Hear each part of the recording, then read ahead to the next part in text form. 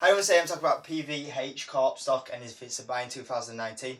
Now, when I say the name of that stock, a lot of people are going, I don't know who they are, and you might not have heard of them. But when I actually say some of the brands, you'll be like, oh, is that who actually owns that brand? And then you might actually recognize the companies that they own. So one of the main companies that they own is Calvin Klein, which is, if you haven't heard of that company, I'll be like really surprised. And another like a little bit less known company, but still a big company, is Tommy Hilfiger. And these two brands over like the last kind of 5 years have definitely got a really popular, have got a good following, especially with a lot of the younger generations as well. They are quite, major brand products are a little bit more expensive. They have got a good following, especially from a younger generation, and they have great branding, as well as great branding as well, and well-known products. Is that the people that they have to endorse the products are pretty well-known major celebrities. They also come at a little bit of a cost, but at the same time it pays off because the brands have done pretty well. One of the in the last earnings report, what we realised is that actually the Tommy Hilfiger brand did really well in the last earnings report, and that pretty much stopped the company from having really bad negative sales growth. The Tommy Hilfiger brand is doing really well, and the Calvin Klein brand isn't doing as good, but still it's still doing okay. Now this stock is priced at $88, and it is a company that I had a bit of a look into, so I have a bit of knowledge on this, and I'll go through the company and then tell my opinion on it. When I looked into the company, it was on a 47% discount. And this was majority a falling knife trend that had bad news, and it kind of got the triple whack of EPS growth miss, sales growth miss, and also it cut guidance. When that happens, that's when we see a stock normally slammed quite a bit, 10-20%. And the PE now sits down at 10, which is actually, for that the companies in this kind of sector, that's quite a low PE, and it's a low PE for this company for the last few years as well. The dividend yield is pretty poor. I think it's one of the big things that have been neglected in this stock is that the dividend has been not really touched, and it could have been grown a little bit. I mean, if this company had a really nice dividend, it would make it a really interesting stock to be looking into. But unfortunately, the dividend only sits at 0.17%. So when we have a dividend at 0.17%, that pretty much means we've got to look at the growth of the revenue side of it, because it has to be really a growth company if it doesn't pay a dividend.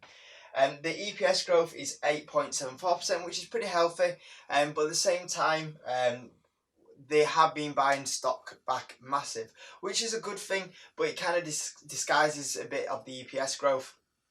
But looking at that, 8.74% is quite healthy. Sales is about 4.04%. Now, all these figures for EPS and sales growth are taken from 2020 to 2021, because on this channel we look at a long-term hold, so we're kind of looking at what this stock will do in a year, 2 years time. When we actually look at the company itself over what is probably going to be 2019, it looks like the company is going to decline in sales, and that's due to a few reasons. The margins have been hit.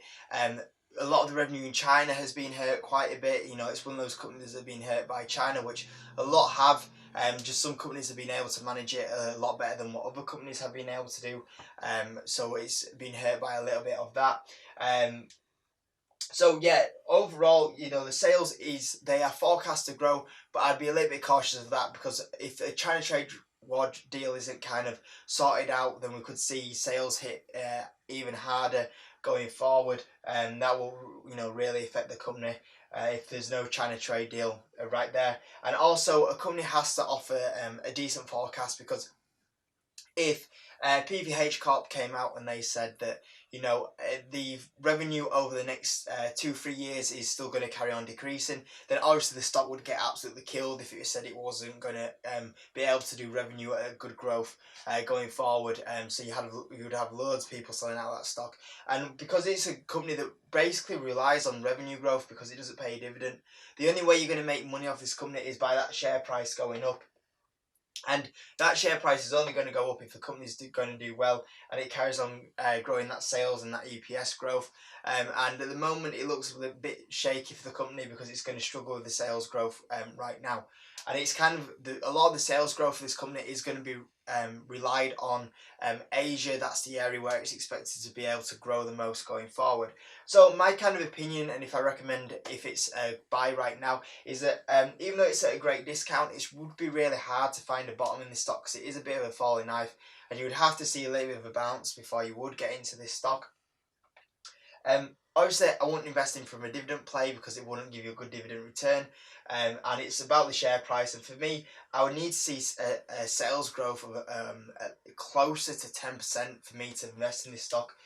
Because I don't believe that it will give you that much of a return. So for me right now, until I see a trade war deal and a little more promise in the sales size, growing towards more like a 10% growth, even if it was 9 or 8, that would be where I would be comfortable getting in.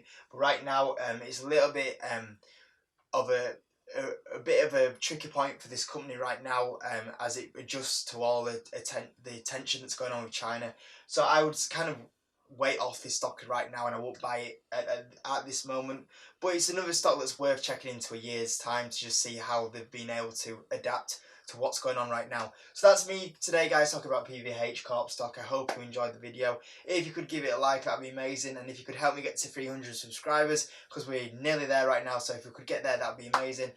Thanks for watching, and I'll see you in the next video.